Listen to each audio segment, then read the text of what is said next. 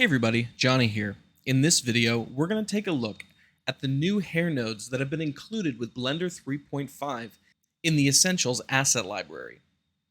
In this video, we'll look at how to mix two different hairstyles onto the same mesh. So let's jump right into it. To start with, I'm going to use this model, which was exported from the Make Human program. The model itself isn't really important, but I figured starting with a humanoid figure would be a little better. If you're doing anything with hair, your initial best bet is to use the new Quick Fur operator that's included with Blender. So with my mesh selected, I'm just going to press F3 and type in Quick Fur. If you want to adjust the initial settings of your operator, open the settings box down here and you can change them easily. I'll go with a high density and a length of 200 millimeters. Of course, immediately, you get this crazy fur beast. And while it's kind of funny, it's not exactly what we're looking for. So let's start trimming this back a bit. In my outliner, I'm going to expand my human base mesh here. And then under the curves, I'm going to go ahead and hide the curves for now.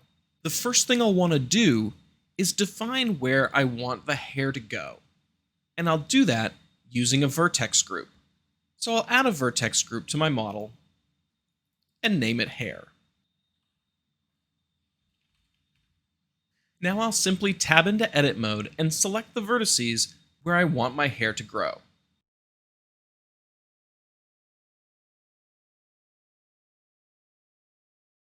Once I have those selected, I'll press the Assign button.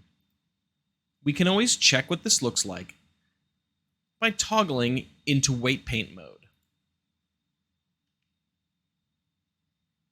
So for now, that's going to be enough. Next, I'll toggle my hair curves back on, select them, and go into my Modifiers panel. The first modifier that we're going to want to alter is the Interpolate Hair Curves node. This modifier takes our guide curves and creates child curves based on them. You can see here we have the density and density mask. The density here is the amount of curves per Blender unit, wherever the density mask is 1. And then of course the density mask just multiplies that number. So where the density mask is 0, the density will be 0. We can of course set a static number for our density mask, but here we want to use our vertex group input. So to do that, we'll click the input attribute toggle, which will then let us select an input attribute. If the name of the group that you added isn't here yet, just type it in the same way you did in the vertex group.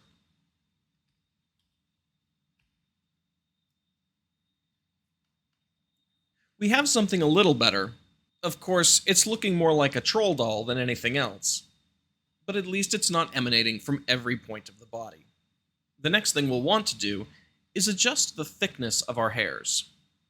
We can see here that these hairs are really thick, but we can change that in the Hair Curve Profile node. Simply enter the radius that you want these to have. Let's start with 0.1 millimeters. Now this does look a lot better than the previous one. In doing a little research, I've found varying answers on how thick a human hair actually is. One place I found said it's between 0.01 to 0.05 millimeters. So if we drop this even further, we'll start to get something that actually approximates human hair. One thing also to consider is that currently these curves go from the maximum radius at the beginning down to the minimum radius at the end. Now while the end of a hair might be slightly smaller than the roots, they're not going to thin out to nothing. So our minimum factor can be increased to maybe something like 0.8. Now that we have our basic settings done, let's duplicate this hair so that we can have two separate sections. With my curves selected, I'm going to press Shift-D to duplicate them. Now we need to define where we want one hairstyle to be and where we want the other one to be. We'll do that again using vertex groups. We'll add a new vertex group, and then we'll select the area on the head that we want that to be.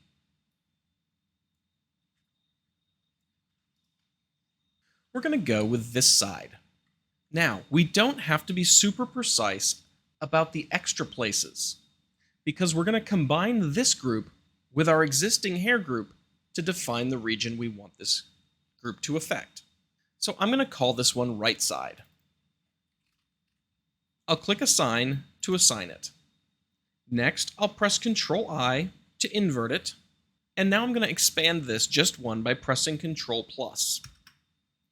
This way the groups will overlap just a little bit. And with that selected, I'll add another vertex group and call it left side. And assign that. If I go into weight paint mode, we can see the left side, the right side, and our hair group. Let's enable the first curve group again. Now we want to get rid of the hair that's not part of both the hair and the left side. So if we go to our modifier panel and click on our hair, which we'll rename left side, we'll open up our Interpolate Hair Curves node. Now, we're currently using the hair density map, and we can only choose one mask here. However, if we wrap this modifier inside of a geometry node, we can do some extra tweaking. To do that, we'll go up under this drop-down menu and choose Move to Nodes. This new operator takes a geometry nodes based modifier and sticks all of its nodes inside of a group node inside of a new geometry node. Let's go to our geometry nodes workspace and click on this Interpolate Hair Curves .wrapper. So here's our Interpolate Hair Curves node, with the inputs we had given and the outputs that it needs to generate. Doing this to a modifier won't change the results of that modifier. However, it does give us more options now. For instance, here's the hair vertex group going into the density mask. Since we're now working with this as a geometry node numeric value, we can do some math with it. I'll duplicate this named attribute node and change this from hair to left side. And since this is a value from 0 to 1, and this is a value from 0 to 1, I can multiply them together to get where they overlap. So I'll simply add a math node, set it to multiply, and connect up left side. So now this is the curve group being generated by our left side. Let's do the same for the right.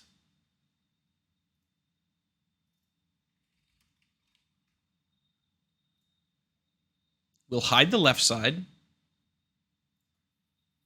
select the right side.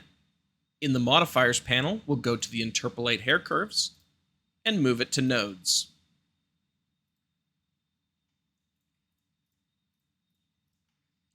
We'll take the hair group and change it to right side,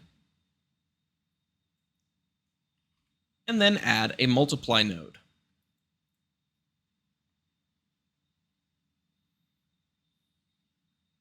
And now we can enable both. Let's go ahead and give these two hair curve groups separate materials so we can tell them apart. With my right side selected, and click Use Nodes. And I'll give it a base color. I'll choose the left side, make a copy of this material, and change its color. And so now we can see our head of hair is being controlled by two slightly overlapping groups of curves. We can select one and go into Sculpt Mode and start making the changes we want. I'm going to go ahead and delete some of these curves down here at the bottom just to clean it up a bit.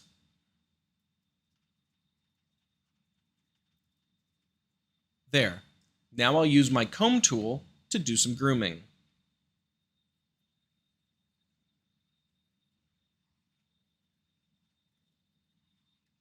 I'll select my right side and do the same.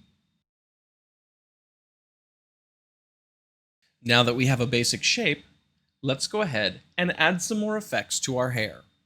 Before going on, I'm going to make our display of our hair strands a little easier to work with. So under our render properties, if we go down to the curves submenu, under the viewport display, we'll change the shape from strand to strip, and we can add some additional subdivisions. This will make the result in our viewport display a little closer to what we're actually getting. Next, if you find that your viewport is too laggy with the amount of hair you've added, you can use the Interpolate Hair Curves node to make some viewport adjustments. If I go back under my geometry nodes and select my Interpolate Hair Curves, I'm going to drag a couple of these options out to my modifier. Specifically, I'm going to drag the density and the viewport amount out to my modifier. So now I can easily control the density from here. So my viewport amount, for right now, I'm going to drop to maybe 20%. We'll do the same thing for the right side. This should make working with the curve groups a little easier and a little more performant if your system isn't quite up to the task. You also might find that the density isn't high enough for your final renders. So if you need to put this up to somewhere around 800,000 to 1,000,000 to get the result you want, you'll definitely want to lower the viewport amount to a much smaller percentage. Let's go ahead and collapse these nodes and add an additional modifier onto our left side. Going over to geometry nodes, my top left-hand screen here, I'm going to change from a spreadsheet to an asset browser. I'll change my asset library to the Essentials library. And now let's take a look at what we have here. We can of course do all sorts of different types of styles. For this one, let's go ahead and add a curl hair curves node. We'll simply drop it on to the left side hair. You'll see it gets added at the bottom of our stack. We at least want to move it up one above the surface deform node, which should always be last. Now, if we don't want to use our existing curves to guide our curls, we need to uncheck existing guide map. And then we need to lower our guide distance so that the clumps of curls are smaller groups. Also, our radius needs to come down quite a bit. Let's say to 10 millimeters. We want our curls to start a little bit further down the hair strands, and we'll increase the frequency a little bit. Going into rendered mode, we can jump back up to our Interpolate Hair Curves node and change the viewport amount back up to 1. And we can get an idea of what we're looking at. Now here's where your artistic decisions need to come into play. You'll need to play with the settings of the different nodes and in the different orders that they come in until you get a style that you like. For instance, I could move the frizz hair curves down below my curl hair. And now the curls themselves get frizzed up a bit. I'll see how this looks by increasing my density up to something substantial. Let's say 1,000,000. For now, we're going to stick with that and move to the right side. Before I do, I'm going to change this viewport amount down to 1%. For the right side, we'll add braids. We'll drag our braid hair curves and drop it on the right side.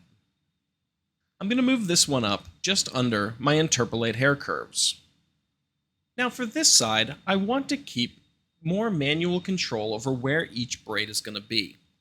So I want to use my existing guide map instead of just using a more randomized one. First of all, my braid radius needs to be much smaller. Let's say 15 millimeters.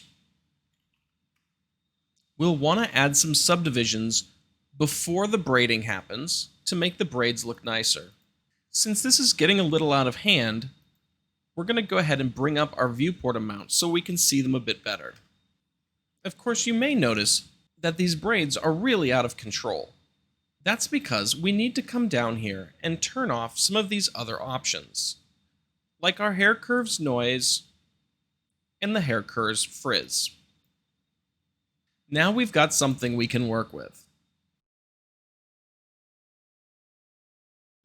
Let's bring this one up to a higher density level to see how it looks.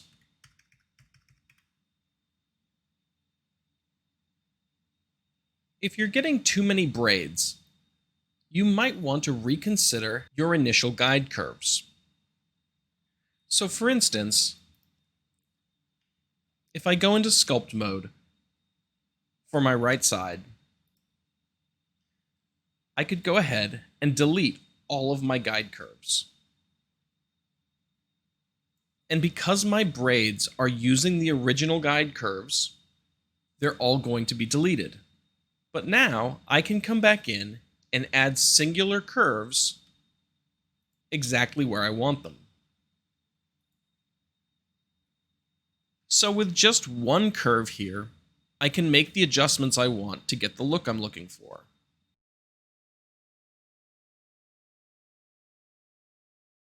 Once I've dialed that in, I can add the additional braids that I want. And if I like what I see, I can use my comb tool to bring them down. Of course, with this density, they're a little hard to control, so I'll change my viewport amount down to 10%.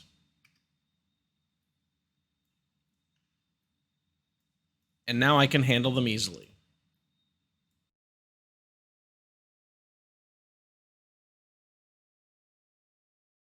Now, if you're finding you need to alter where your braids connect, the easiest way to do that is with the slide tool.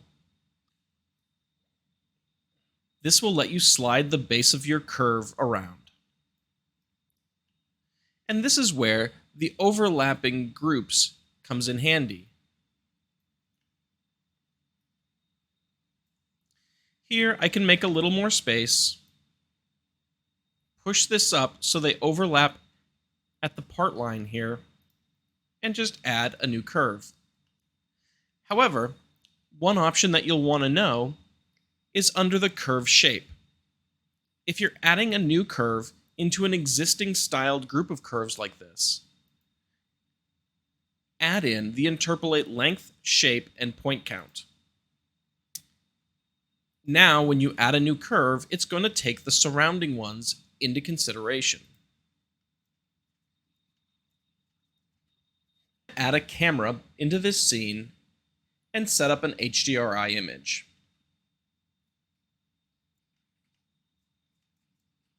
I'm using the Polyhaven plugin here, and I'm going to use one of their HDRI images.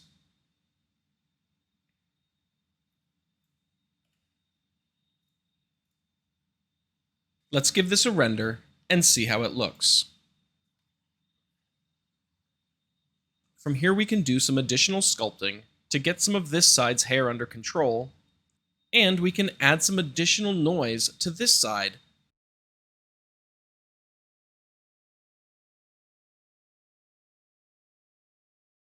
For the braids, we'll simply bring the factor of the hair curves noise down and re-enable it.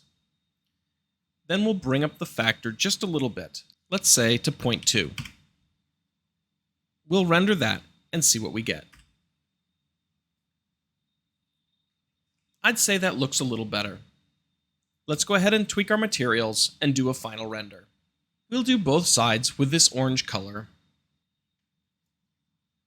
and we want it to be darker down by the roots. So we'll use a curves info node and use the intercept. This is how close the curve is to the surface that it's connected to. We can use that to drive a mix color node.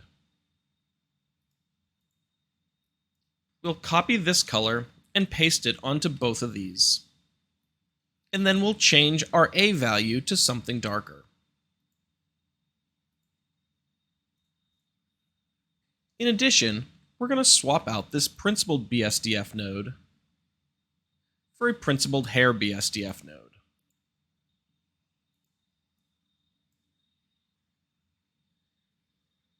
And because of the change that does, we'll add in a hue saturation value node and dial this in.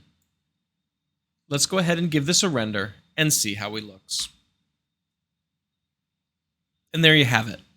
A hairstyle that uses two different node group setups so that different parts of the head can get different hairstyles, but still have an overall consistent look. These new hair nodes that have shipped with Blender 3.5 are extremely powerful, although they can be a bit unwieldy. So I hope this gives you some ideas on how you can work with them. Anyhow, if you'd like this file, or the file that was used for my thumbnail image, they're both available on my Patreon page. Speaking of which, I want to shout out to all my patrons and let you know how much I appreciate your support. I hope you're finding these project files helpful in learning Blender. Anyhow, I hope this video inspires you to make something awesome. And until next time, I'll catch you later.